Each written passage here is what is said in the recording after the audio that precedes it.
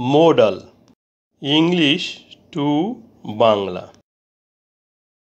If I had known him, I should have helped him. আমি যদি তাকে চিনতাম আমি তাকে সাহায্য করতাম।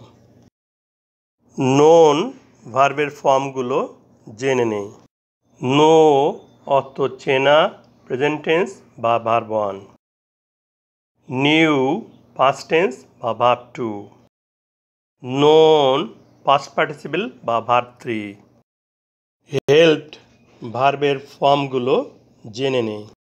হেল্প অর্থ সাহায্য করা, প্রেজেন্ট টেন্স বা ভার্ব 1। হেল্পড পাস্ট টেন্স বা ভার্ব 2। হেল্পড পাস্ট পার্টিসিপল বা ভার্ব 3। Should modal. শুডের ফর্মগুলো জেনে নেই। শ্যাল প্রেজেন্ট টেন্স বা ভার্ব 1। শুড পাস্ট টেন্স বা ভার্ব 2। শ্যালের পাস্ট পার্টিসিপল বা ভার্ব 3 হয় না।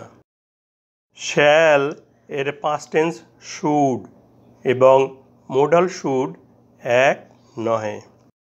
প্রথম অংশে auxiliary verb had plus verb 3। তাহলে সেন্টেন্সটি ফার্স্ট পারফেক্ট টেন্স।